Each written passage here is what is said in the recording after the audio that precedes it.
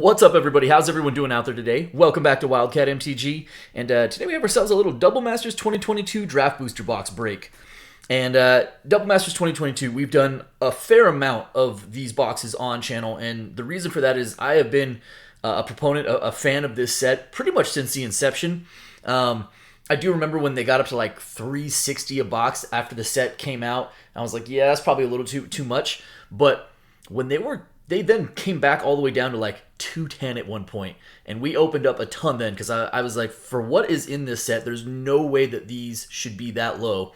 And now since they've they've largely rebounded, and they're pretty pricey, so we do less of them now. But it's still a really strong set, aging very well. I've been really impressed with not just the Mythics, but to me, like a strength of a set is like how good is the rare slot, because you're obviously going to get more of those than just X amount of Mythics per box, and it's tougher to lean on Mythics. And the answer to that question is the rares in this set are very, very strong, between Force of Negation, Nefarious Protection, and Phyrexian Altar, a bunch of others that I'm not even thinking about off the cuff. So anyways, I'm going to stop talking now. Let's break this thing open here, and let's have some fun. Let's crack some packs. We do have 4 patrons here today that are going to be participating. We have Jane V, David S, Almighty Taquito, and Take Grumpy Matt. Open this bad boy up. Of course, the Mythics are no slouch in this set either, with Dockside Extortionist, Imperial Seal. The two of the Titans, of the Eldrazi Titans, right? We got Kozilek and Ulamog. And then, what do you got? What else do you have in here? We have Consecrated Sphinx, I think is like $30 now. Pretty good. Pretty good. Mana Vault, almost skipped over that one. Mana Drain. This set is not lacking on value. I cannot grab the packs. Oh my gosh.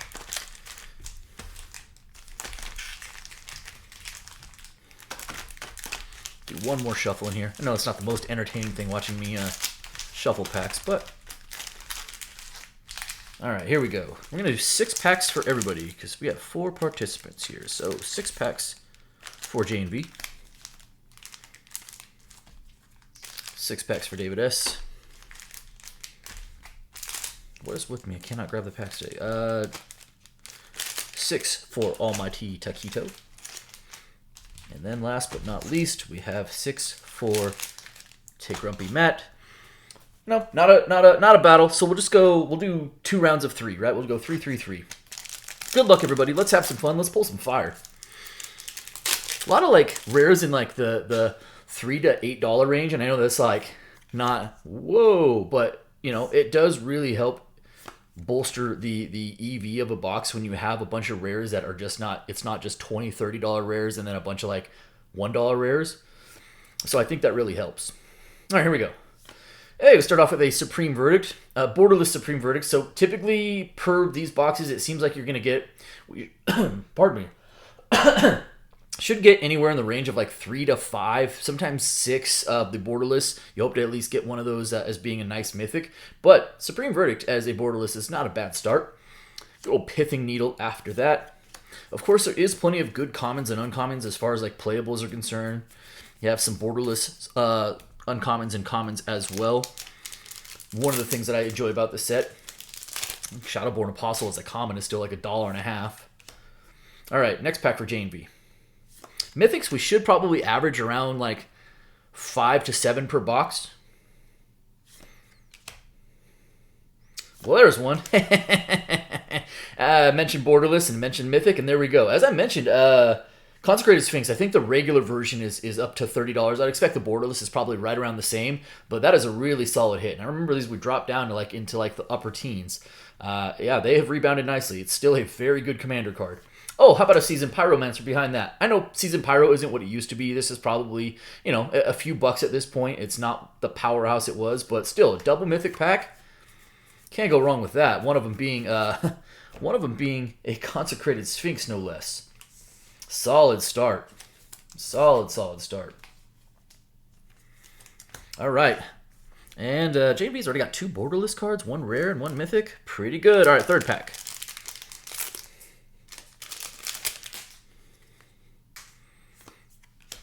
Should get probably at least 2 foil rares per box, rare and or mythic. A little Devoted Druid action. Rare is Leonin Arbiter. And a Oosh the Hate Seed after that. Can't win them all there. Azorius Chancery. These borderless bounce lands are still like $2 to $3 a piece. So it's not a giant nothing burger there. A lot of like just subtle value in Double Masters 2022, which I dig. I tend to look at like what's the floor rather than the ceiling. It's nice to have a good ceiling, but I look for a strong floor, and I think that Double Masters 2022 has just that. All right, 3 for you, David S. Lightning Helix. Augur Spree. Rare is an Ashenmoor Liege. Pretty much for the most part, the Lieges are not where you want to be.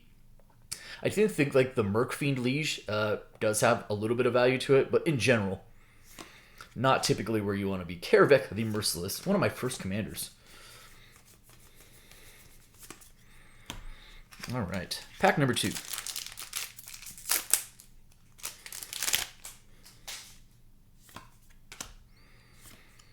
Body Double. I do love this card. Even as an uncommon, I think this card is pretty good. Momentary Blink.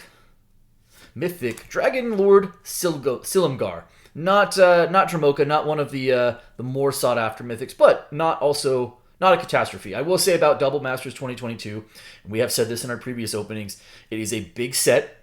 It was a draftable set.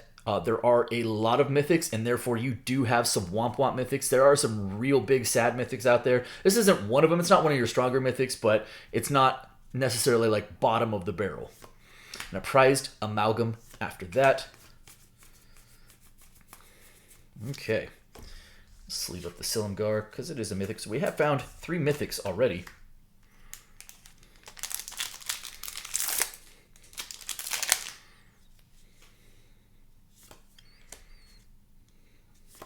Spell Pierce. Aether Snipe.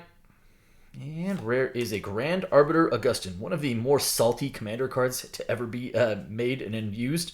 But I do think this card, excuse me, I think Grand Arbiter is up to like $5 to $6. So just as a base copy. So it's not the worst thing from a value standpoint. And Atla after that, Stagger Shock, Blood Braid, good old Blood Braid. All right, and I do believe, yep, that was 3, the first 3 for David. All right, Almighty Taquito. 3 for you.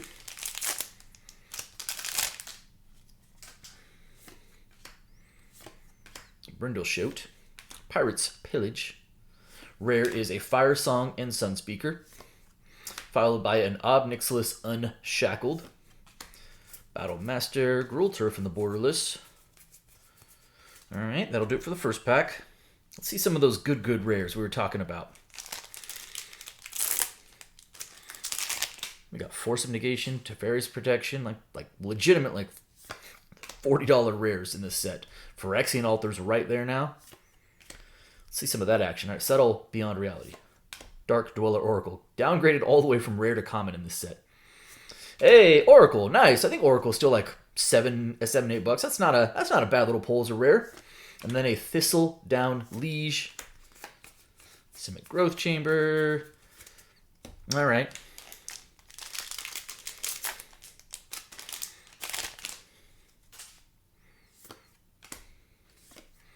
Lightning Bolt, Foil Lightning Bolt, Webweaver Changeling, Mythic. Hey, there's Dromoka. There we go. So there's the better of the Dragon Lords. Dromoka's still a pretty good mid-tier Mythic, right? Like, super strong card. 6 for 5/7, can't be countered, flying lifelink, and your opponents can't cast spells during your turn. Yes, that's still pretty solid. And a Master Biomancer behind that. Not bad, not bad. All right, was that 2? Nope, that was 3. Okay. It was 3. Grumpy Matt. Take Grumpy Matt. You are up for 3 now. So we have seen, what now, 4 Mythics? Pretty good. Should still be live for at least 1 or 2 more. Sometimes more than that. We have seen no foil rares at this point. Winged Quattle. There's a Mythic. Oh, it's Carador. Gross. Oh, yeah. Carador's, is this even... I think it's downgraded to rare at this point. I think they downgraded it in Commander Masters, I think. This is one of those feel-bad mythics, unfortunately. Venser behind that.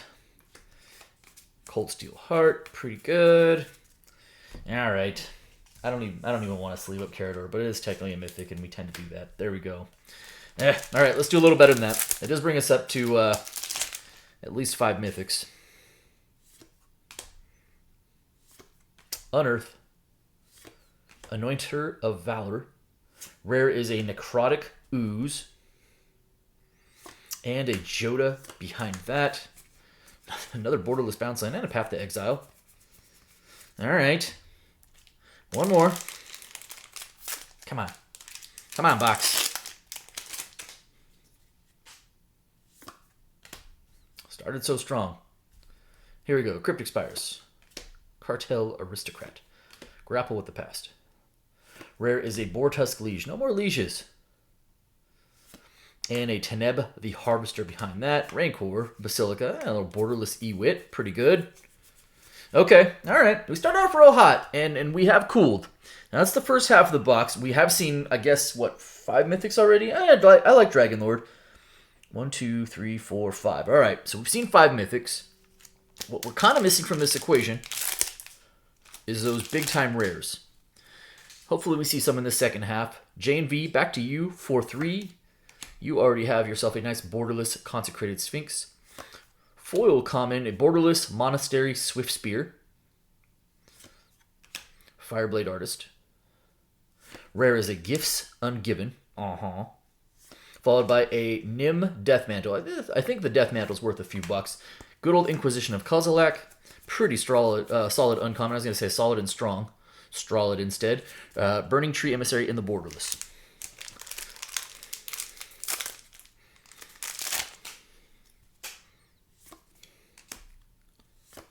Crackling Doom as a foil uncommon. Might of Old Krosa. Rare is a Dromoka's Command. Might be worth a few bucks.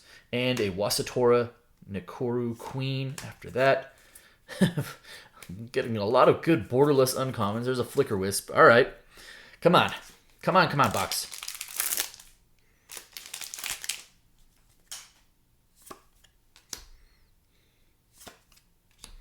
Dreg Mainler. Eyeblights Ending. Rare is a... There we go. There's one of those good rares. Very nice. Force of Negation. Again, I think Force is... I think it's over 40 at this point. That is really good. That's the kind of hit we needed. Beautiful. And a Conqueror's Flow. I think Conqueror's Flow is like $5 or $6 at this point. That's what I'm talking about. Hopefully... Hey, Blood Artist. Nice. Hopefully heating up for everyone else. Great pulls, Jane V. Congrats on the Force and the Consecrated Sphinx. I'm going to put this Force on top just because I think it's really cool. All right. David S., back to you for 3. Hopefully that was a turning point. Not that the first half was like dumpster fire, but missing on those rares and not really seeing any of that, that doesn't feel great. So we need to see some more of that. Here we go. Cold Steel Heart is a beautiful foil uncommon. I actually think the foiling on this legitimately looks awesome. All right. Is it Charm?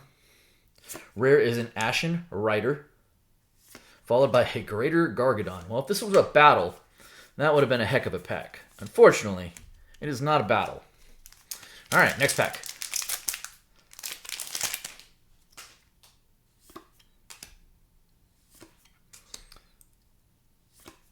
Still no foil rares. Rare is a Tarka's Command, followed by a Rafik of the Many. Okay, and that will do it there. Next pack.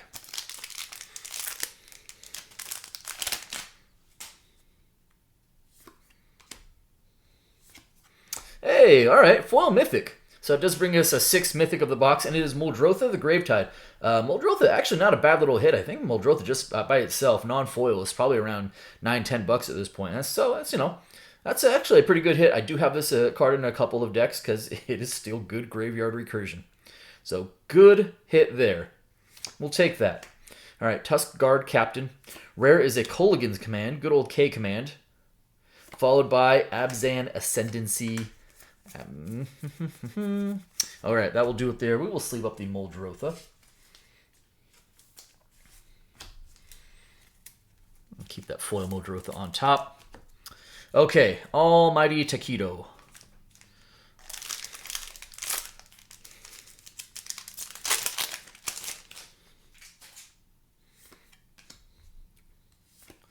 Ooh, a foil borderless blood artist. That's kind of cool. I dig that.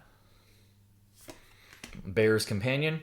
Rare Mythic is a rare. It is a Disciple of the Ring, followed by a Rune of the Hidden Realm. That will do it there. All right, next pack up.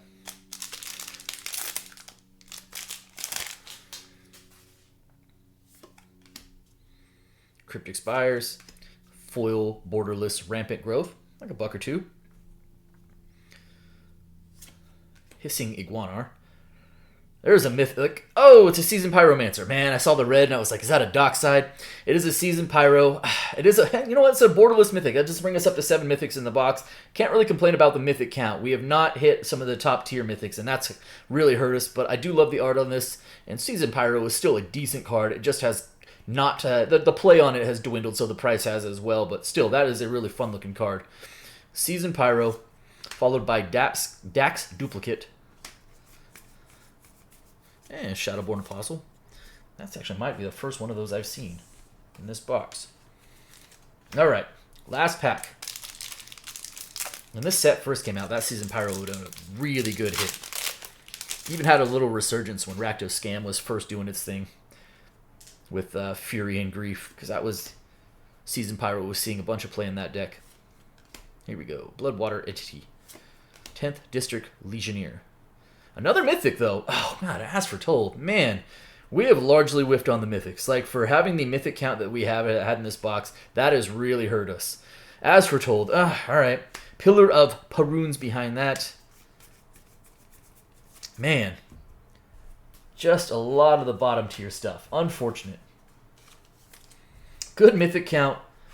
Mythic quality has been substandard. All right, take Grumpy Matt. You are up. Let's see something a little bit better than Carador, please.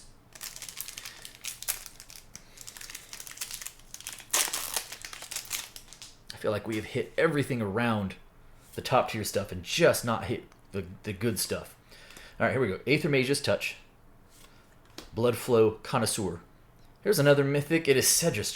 Jiminy Christmas. All right, Cedrus, the Trader King. I have a fondness for Cedrus, don't get me wrong. This is like also one of my very first commanders because, you know, love me some Grixis.